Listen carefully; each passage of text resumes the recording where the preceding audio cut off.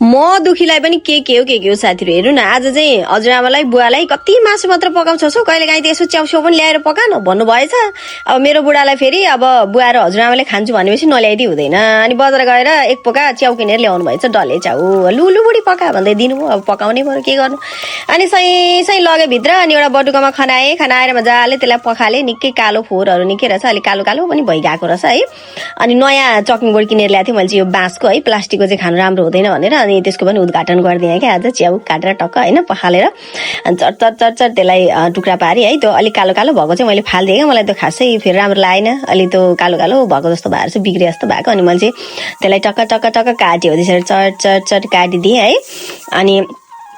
अब यो चाहिँ अब मसरुम च्याउ हैन अब यो हुन्छ च्याउ खानु स्वास्थ्यको लागि एकदमै राम्रो पनि हुन्छ भन्छन् च्याउले हाम्रो मुटुलाई पनि स्वस्थ बनाउँछ अरे हैन त्यो च्याउ त कहिलेकाहीँ खानु पनि पर्छ ठिकै गर्नुभएछ बुढोले भन्दै काटेर यसरी एउटा बोलमा खनाए टक्क लाएर है अनि त्यसपछि अब च्याउ त अब थोरै छ यति च्याउले मात्र त पुग्दैन अलिकति आलु चाहिँ हाल्नु पर्यो भनेर अनि आलु ल्याएँ है आलु ल्याएँ अनि चट्ट लाएर त्यो आलुलाई पनि मजाले है आलु तास्नेले खर तासे है तासे अनि तासेर अब के गर्ने आलु त हाल्नै पर्यो नि त अब आलु नहालिकन त ग्रेभी रस पनि खासै मिठो पनि हुँदैन क्या अनि त्यो आलुलाई पनि पखाले अनि पखालेर त्यो आलु पनि मैले 4 टुक्रा पारेर टक्क काटे क्या त्यसलाई 4 टुक्रा पारेर काटे अब काटेर आज चाहिँ मजाले अब बुढाबुढी मान्छेलाई अब यो च्याउको सुपले चाहिँ तागत पनि दिन्छ भनेर आज चाहिँ अलिक हल्का झोल हालेर है अलिक सुप खालको बनाइदिनु पर्यो भनेर अनि चट प्याज पनि काटे है प्याज काटे अनि अब प्याज काटिसकेपछि चाहिँ मैले त्यहाँनिर ग्यास अन गरेँ है अनि ग्यास अन गरेर च्याट्ट लाएर कराई बसाएँ अनि त्यसपछि बुढो आएर भात पाकेन अरे अनि गाली गर्दै कराउँदै जानु एउटा केही काम सघाउने चाहिँ हैन खाना चाहिँ कति हतार पर्छ भन्दै बुढोलाई लखेटे फेरि बुवा आउनु भएछ हैन बुहारी खाना पाकेन आज त 12 बज्न आँट्यो त हौ भोकले त मोडीमा मुसा कुदिसक्यो भन्नुहुन्छ पाको बुवा अब पाकिहाल्यो म ल्याइदिहाले भने है अनि कराई तात्यो तेल हालेर मेथी पड्काए अनि मेथी अलिअलि रातो भएपछि त्यसमा टक्क लाएर जिरा पड्काए जुवानो पड्काए यो जुवानो चाहिँ हाम्रो चाहिँ खानामा चाहिँ एकदमै जरुरी छ साथीहरु जुवानो चाहिँ म डेली नै युज गर्छु यसरी तरकारीमा पड्काएर यसले हाम्रो स्वास्थ्यलाई पनि राम्रो गर्छ खाएको खानेकुराहरु पनि पचाउँछ है ल हजुरलाई चाहिँ कतिको मन पर्छ कि पर्दैन म चाहिँ प्राय जस्तो डेली नै सबै तरकारीमा चाहिँ युज गरेर हुन्छ अनि त्यसपछि प्याज हल्का भुटेपछि त्यसमा मैले आलु हाले है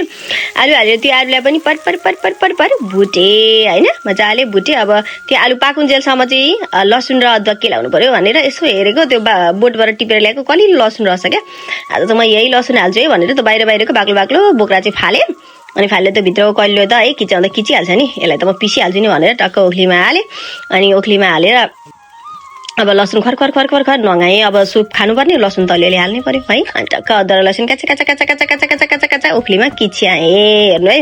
मेरो चाहिँ अब मसला पिर्ने चाहिँ एकदम अर्ग्यानिकै तरिका छ म चाहिँ मिक्सर खासै युज गर्दिनँ है यसरी नै मलाई चाहिँ यो ओखलीमै किच्याको हाम्रो परिवारमा पनि सबैलाई मनपर्छ अनि मलाई पनि त्यस्तै नै ठिक लाग्छ है खानाको लागि पनि राम्रो अनि त्यसपछि चट्ट त्यो च्याउमा चाहिँ मैले अलिकति पानी पनि हालेको थिएँ अलि राम्रोसँग सफ भयो नलागेर है अनि चट्ट लाएर त्यो च्याउ झिकेर सर माथिबाट हालिदिएँ बेस्तार हालिसकेपछि है अनि चट्ट लाएर चलाएँ हेर्नु है यसरी सर चलाएँ अनि मजाले त्यसलाई चलाएर चाहिँ एउटा माथिबाट चाहिँ टक्क नुन पनि हालिदिएँ है नुन हालिदिएँ अनि नुन हालेर चट्ट छोपेर पकाएको पानी सर निस्किएछ है अनि त्यसलाई पनि एकछिन चलाएँ अनि हल्का पानी सुकेपछि चाहिँ त्यसमा त्यो अघि मैले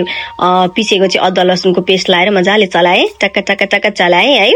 अनि चलाइसकेपछि चाहिँ त्यसलाई मैले फेरि मजाले एकछिन छोपेर पकाएँ है एकछिन छोपेर मजाले चलाउँदै पकाइसकेपछि अनि त्यहाँबाट माथिबाट मैले घरमै बनाएको जिरा धनियाको धुलो अनि त्यसपछि माथिबाट टक्क धुलो खोर्सानी हालेर मजाले चलाइसकेपछि अब यो च्याउ चाहिँ फेरि हाम्रो बुवाको चाहिँ एकदम फेभरेटै हो क्या यो डल्ले च्याउ चाहिँ एकदमै धेरै मन पराउनुहुन्छ नि त अनि त्यही भएर पनि होला बुढोले बजार गरेर लिएर आउनु भएछ अनि त्यसरी एकछिन त्यो तरकारी छोप्दिएँ अनि टमाटरलाई चट्ट काटेँ हिजो चाहिँ मैले टमाटरको ठाउँमा प्याज भनेछु है कति साथीहरूले चाहिँ कमेन्ट पनि गरिराख्नु भएको थियो सरी है आज चाहिँ म टमाटरलाई टमाटरै भन्छु है है ल अनि त्यसपछि चट्ट लाएर त्यो च्याउ र आलुलाई साइड लगाएँ अनि बिचमा चाहिँ टमाटर हालेर मजाले छोपिदिए है अब छोपेर टमाटर त मजाले पाक्ने गरी पकाउनु पर्यो नि त हैन फेरि टमाटरको चोक्टा भयो भने चाहिँ खान पनि कस्तो नराम्रो लाग्छ नि है मलाई चाहिँ मन पर्दैन क्या टमाटर चाहिँ लपक्क गलेको मात्र मनपर्छ त्यही भएर एकछिन टमाटर गर्नु जेलसम्म मजाले छोप्दै भुट्दै चलाउँदै गरे है अनि लास्टमा मजाले टमाटर पाकिसक्यो है देख्न सक्नुहुन्छ होइन कस्तो मजाले टमाटर पाकिसकेको छ। अनि त्यसपछि चट्ट लगाएर अलिकति मैले माथिबाट पानी लगाइदिएँ क्या, सुप लगाइदिएँ थोरै। धेरै पातलो सुप बनायो भने पनि मिठो हुँदैन, बाक्लो बाक्लै होस् भनेर। अनि माथिबाट चट्ट पानी हालेँ। अनि त्यसपछि सट्ट त्यसलाई छोपेर मजाले एकछिन भक भक भक भक भक उम्लिँदै त्यतिखेर जेलसम्म चाहिँ अब दही बनाउनु पर्यो। अब हाम्रो घरमा चाहिँ माछा भयो नि, मासु भयो नि, च्याउ भयो नि, स्याउ भयो नि, जे भयो भने यो दही बिना चाहिँ हुँदैन। फेरि मेरो ससुरा बुवालाई पनि दही नै चाहिन्छ, बुढोलाई पनि दही नै चाहिन्छ है। अनि त्यसपछि यसो ढक्कन उगाएर हेरेको त भक भक भक भक भक उम्लेर ग्रेभी त दामी हर हर हर हर बास्ना आउने भएछ। लु अब अघिदेखि भोक लाग्यो भन्दै हुन्थ्यो। अनि हतार हतार हतार हतार भात पस्किन थालेँ है। अनि भात पस्केँ। अनि पस्केर चट्ट लाएर अब हजुरआमालाई फेरि दुध बिना हुँदैन है। अब त्यही भएर हजुरआमालाई चट्ट यता ग्यासमा दुध पनि तताइदिँदै गर्दै थिएँ। अनि यता भात पनि ट्याक्क ट्याक्क पस्किन थालेँ है। अनि भात पस्किदिएँ। त्यसपछि सब्जी लगाएँ चट्ट लाएर बटुकोमा है। अब उता चाहिँ बुवा हजुरआमा अनि मेरो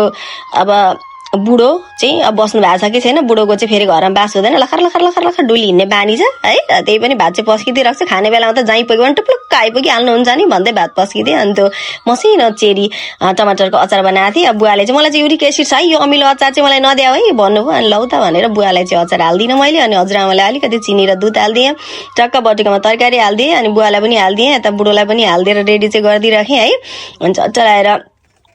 हजुरआमालाई तातो पानीसँग चक्क भात लगिदिएँ, यता बुवालाई पनि दिएँ दहीसँग। अनि यसरी भात बोकेर गएको के कहाँ पुगेको मान्छे भने आमै पाको भन्दै लखर लखर लखर आइपुगिराख्नु भएको रहेछ हेर्नु है।